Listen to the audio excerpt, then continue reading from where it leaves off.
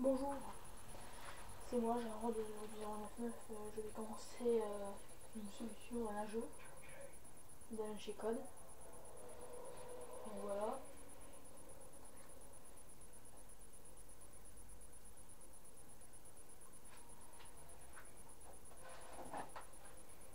Voilà. Donc ça fait par Columbia Pictures Industries. La version française. C'est interdit au moins de 16 ans. Donc c'est pour ça en plus. On va commencer maintenant une nouvelle partie.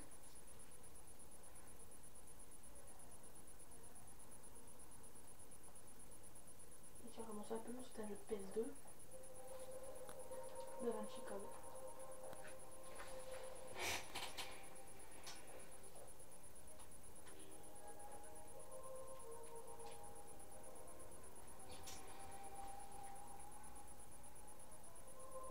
Donc vous voyez, j'avais déjà fait à 100%. On va faire une semaine.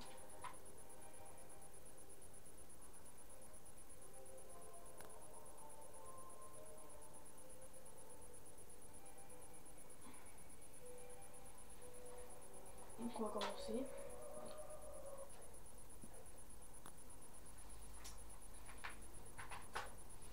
Je vais le faire.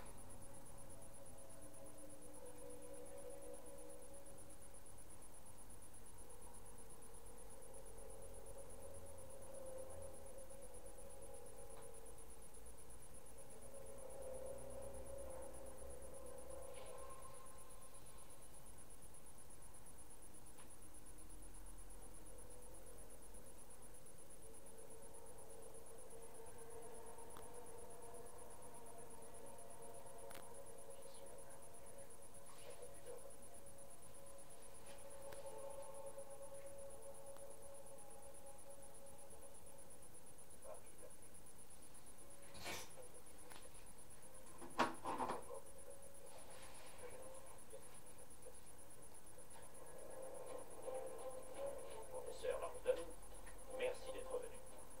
Commissaire Bézuffache. Vous connaissez cet homme? C'est Jacques Saunière, le conservateur du Louvre. Nous devions nous voir ce soir après ma conférence. Suivez-moi.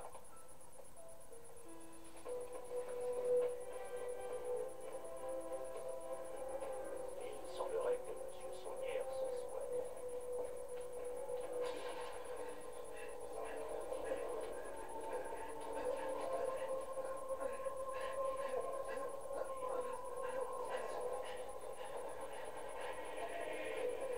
Il a bien failli s'en sortir.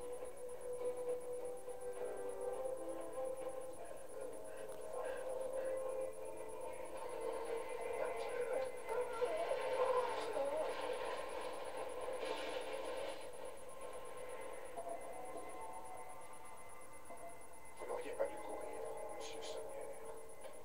Maintenant, dites-moi où elle est. Pitié, je vous en supplie. Alors, où est-elle? D'accord, je vais tout vous dire.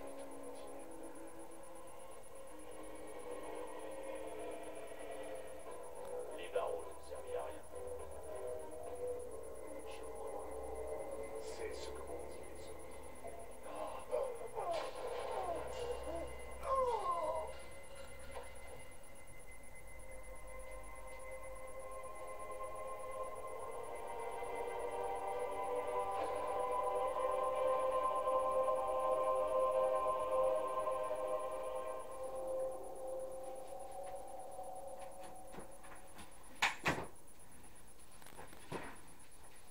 Donc voilà, le musée du Louvre.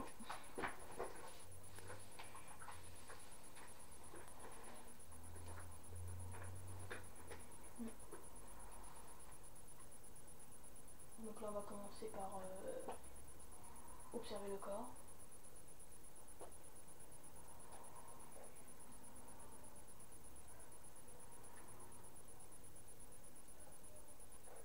Vous avez vu la photo.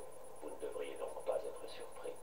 Je vous en prie, examinez le corps, monsieur Langdon. Donc voilà, donc là il est marqué Nouvel objectif, examiner le corps de Jack Sonnier à la recherche d'indices liés à sa mort. Donc ils disent, faut appuyer sur croix là, comme ça se voit, ils vous expliquent. Donc joystick bouge pour bouger et croix sur les objets comme là, le pentacle. C'est un pentacle, un symbole très ancien déjà employé plus de 4000 ans avant Jésus-Christ. Les cultes démoniaques. Non, le pentacle est un symbole pré-chrétien lié au culte de la nature. Les anciens voyaient le monde selon deux principes, le masculin et le féminin.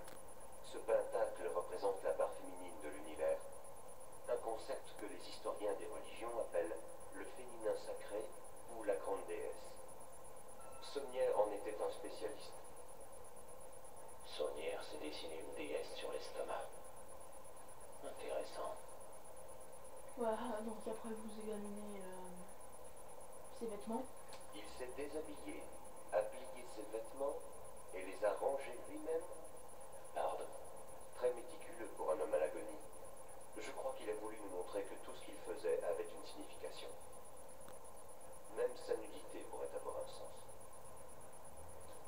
Il s'est foutu à poil. On se demande pourquoi. Le pied. La position de ses pieds renforce la référence au pentacle et au féminin sacré. Je vous demande pardon. La réplique. Répéter un symbole est le meilleur moyen d'en augmenter la puissance. Jacques Sonnier a disposé son corps en position d'étoile à 5 branches. Bonne analyse. Et pourquoi s'être servi de son sang pour dessiner le symbole? Il n'avait visiblement rien d'autre sous la main. En fait, je crois qu'il l'a fait pour forcer la police à procéder à un examen médico-légal approfondi. Ah bon? Regardez sa main gauche. Donc comme il dit, il faut regarder sa main gauche. Il serre un gros stylo feutre entre ses doigts. Ça sent l'alcool. Sonnier le tenait quand nous l'avons trouvé. Je vous l'ai dit, nous n'avons touché à rien. Vous connaissez ce genre de stylo? Vous savez peut-être que la police utilise la lumière noire pour déceler les traces de sang sur les lieux d'un crime. Vous imaginez donc notre surprise. Qu'est-ce que c'est que ce charabia? C'est précisément pour répondre à cette question que vous êtes ici. La première ligne ressemble à un code chiffré. Oui, nos cryptographes travaillent déjà dessus. Nous pensons que ces numéros pourraient nous mener à l'assassin. Mais le texte ressemble à une accusation. Vous ne trouvez pas? Il a peut-être voulu lancer la police sur les traces de son assassin. Sonnier était français, il vivait à Paris, et pourtant il a choisi d'écrire ce message En anglais. précisément. Monsieur Langdon, j'ai vu de nombreux cadavres au cours de ma carrière.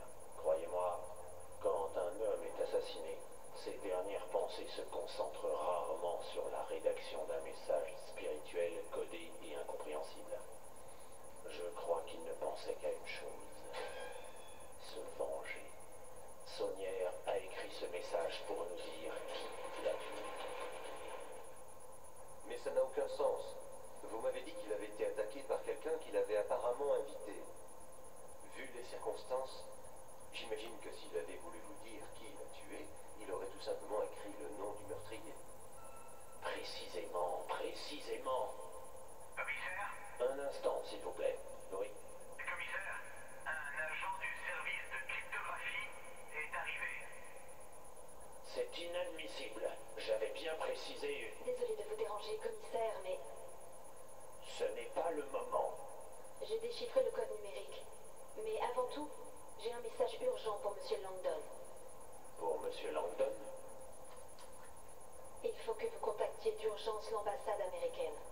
Appelez-les pendant que j'éclaircis cette histoire de chiffres avec le commissaire. Merci. Y a-t-il un téléphone à l'étage? Prenez celui-ci. La ligne est sécurisée.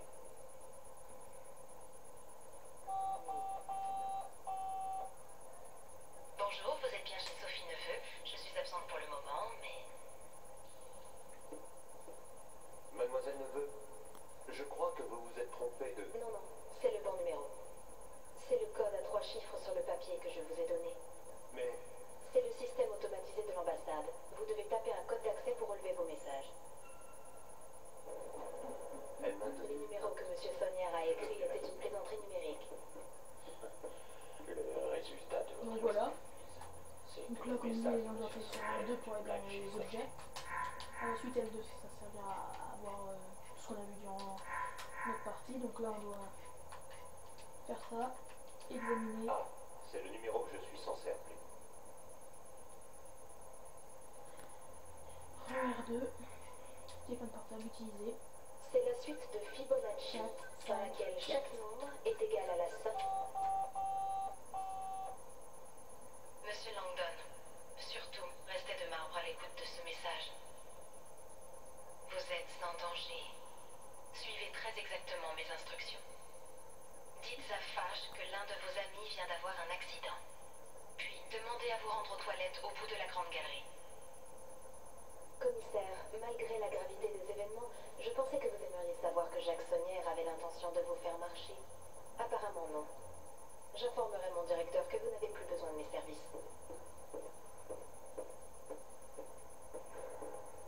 Est-ce que tout va bien? Un accident.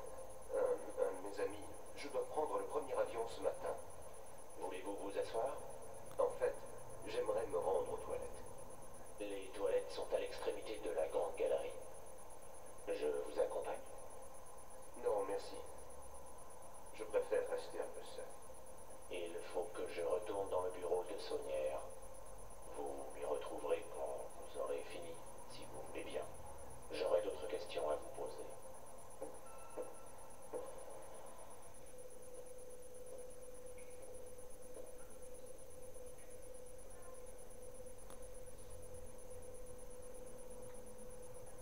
Vous êtes là. Il faut faire vite. Je voulais vous avertir, monsieur Langdon. Vous êtes suivi par la police. Placé sous surveillance cachée. Mais pourquoi? Parce que le premier suspect de Fash, c'est vous. Regardez dans la poche gauche de votre veste. Vous y trouverez la preuve. Allez, cherchez. Mais qu'est-ce que c'est? Un émetteur GPS. Ce mouchard électronique transmet en continu sa situation par satellite au moniteur de surveillance de la DCPJ. Il peut localiser n'importe quelle personne à moins d'1 mètre près sur toute la surface du globe. C'est une sorte de laisse électronique au cas où vous tenteriez de fuir. En fait, c'est ce qu'ils espéraient. Cela aurait confirmé leurs soupçons. Pourquoi m'enfuirais-je? Je suis innocent. Vous vous souvenez des 3 lignes du message de Saunière? On ne vous a montré qu'un message tronqué. Voici une photo du message complet. Pourquoi Saunière aurait-il écrit ça? Est-ce qu'il essayait de m'accuser? Non, il l'a écrit pour moi. Le code chiffré n'a aucun sens. Saunière l'a écrit pour s'assurer que la police appellerait la cryptographie, que je serais averti le plus vite possible de ce qui lui était arrivé. Mais pourquoi vous? Comment pouvez-vous être sûr que le message vous était destiné? PS était le surnom qu'il m'avait donné quand je vivais avec lui, l'abréviation de Princesse Sophie. Nous sommes perdus de vue il y a 10 ans. Jacques Saunière était mon grand-père. Où est Langdon? Toujours aux toilettes. On voit des petits déplacements à l'intérieur. Le GPS est donc toujours sur lui. Il est peut-être malade. S'il avait trouvé le GPS, il l'aurait jeté et aurait tenté de filer. Ah, ok. Que dois-je faire? Fash va vous placer en garde à vue dans 1 minute.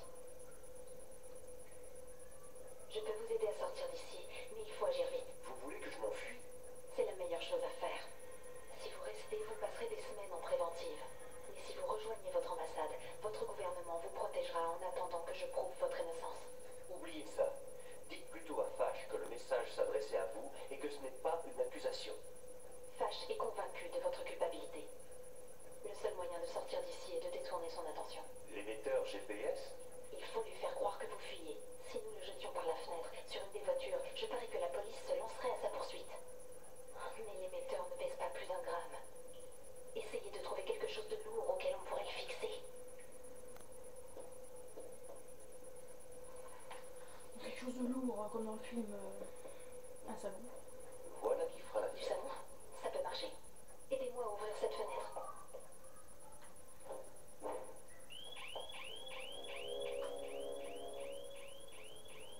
Alarme! Grande galerie! Toilettes, messieurs!